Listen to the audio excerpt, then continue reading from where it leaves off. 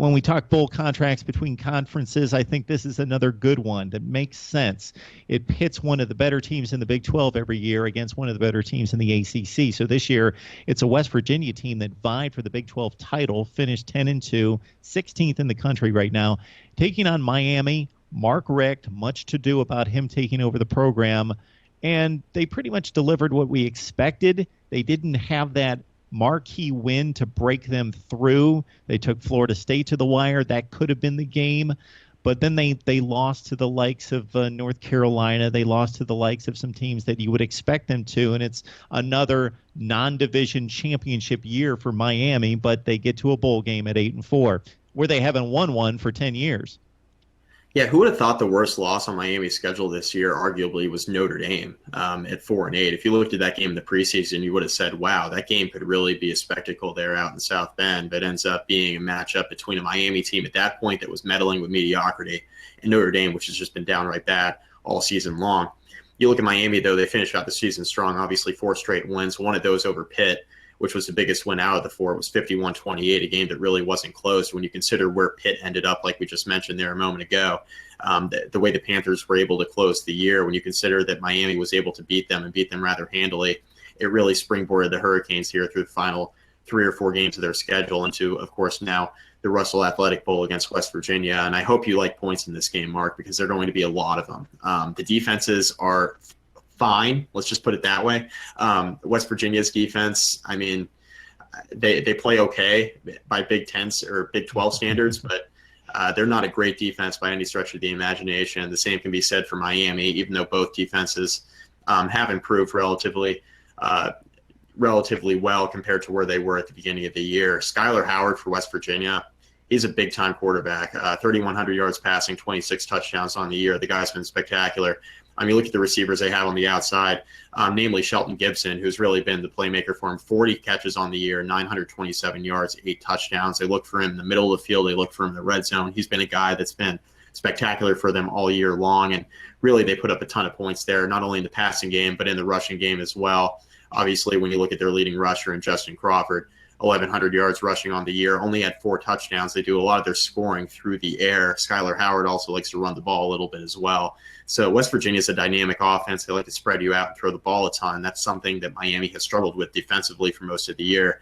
When you consider some of the losses that they've had, North Carolina and Notre Dame, teams that have a lot of receivers on the outside and a lot of guys who can make plays in space. That's where Miami's defense has struggled. So it'll be interesting here in this game to see how they adapt in the Russell Athletic Bowl. Can Miami score enough points? Definitely can. Brad Kaya, say what you want about him. He struggled with accuracy issues early in the year.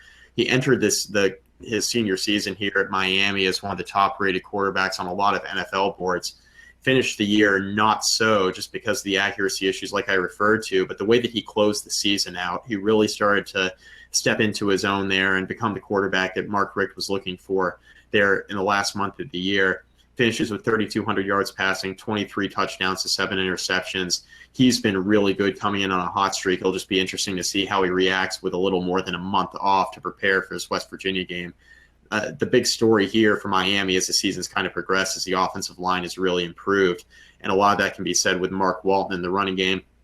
He cracked 1,000 yards rushing, 14 touchdowns. He's their lead back. They like to run Joe Yearby as well, kind of thunder and lightning type combo they have going there at Miami. So they like to run the ball a ton to open up the pass and throw to guys like freshman receiver Amon Richards, who's been spectacular, 866 yards receiving, only 2 touchdowns on the year, but he's been primarily a possession receiver. But he's really developed as the year's gone on. He's been more of a downfield passing threat for Miami, which they really want to see him develop into as he progresses in his collegiate career. So Amon Richards has really come on strong here for Miami this year. But they have a lot of playmakers. I mean, they've obviously recruited well, even when they were struggling under Al Golden. Miami's always a school that can recruit the athletes. They got plenty of offense to keep up with West Virginia. It'll come down to which team makes enough stops in this game. I think it's going to be Miami, just because, once again, West Virginia, outside of a couple games in their conference schedule, they really haven't played a ton of tough opponents this year. I think Miami has kind of run the gamut here in the ACC. They finished with 8-4. I know that they play in a weaker ACC Coastal Division, but they saw teams like Virginia Tech. They played against a Notre Dame team that, despite being down, does have a ton of athletes on both sides of the ball, offensively and defensively. And then you look at a team like Pittsburgh that Miami was able to handle. They're a team that had a lot of offense and struggled on defense, just like West Virginia. I think the teams are very similar in that regard. And because we kind of have that there on the slate where Miami has performed relatively well there against a team like Pittsburgh that's similar in style offensively to West Virginia, I think Miami's going to find a way to make enough stops to win this football game. But ultimately, when it comes down to it, it'll be first team to 50 wins, and I think Miami will be that team. Mike, I've made a lot of friends with Big 12 observers this year because I've repeatedly said it's the worst conference in college football, in the Power Five, of course, and it's not even close. So I think the ACC is decidedly, even in that division, decidedly better than the Big 12. Forget the records, forget the rankings. I know West Virginia had a fine season, but when they matched up against the better teams in the Big 12, even in their own building in a snowstorm that should have been to their advantage against Oklahoma, they were blown out of the building. The best team that they played out of conference was BYU. They struggled to get a win there. For Miami, top to bottom on that roster, I don't think there's any question that they have more talent and more speed on the roster than West Virginia does. What it comes down to me with Miami is the same thing that we've talked about now for 2 or 3 years, and hopefully Mark Richt, for Miami fans' sake, is going to correct it, and that's the offensive line. They need to protect Brad Kaya. And I don't know that West Virginia's got the type of talent as edge rushers to take advantage of the issues that Miami has along the offensive line, but it's also running the ball. So Miami comes out of the gate this year, Mike, as you well know, and they run it down the throats of 3 inferior foes. And we thought, okay, Mark Richt, he's fixed the running game. They got 2 quality backs. This is going to be a Miami ground game that's going to really set up play action, and Kaya is going to be in great shape. But once they started to face decent defenses in the ACC, not even great defenses like Georgia Tech, couldn't run the ball. So I put it on the offensive line for Miami. If the offensive line just plays, if they just work out some issues in that 4-week gap between the last game and the West Virginia game in the Russell Athletic, I think Miami's going to be in good shape in this one.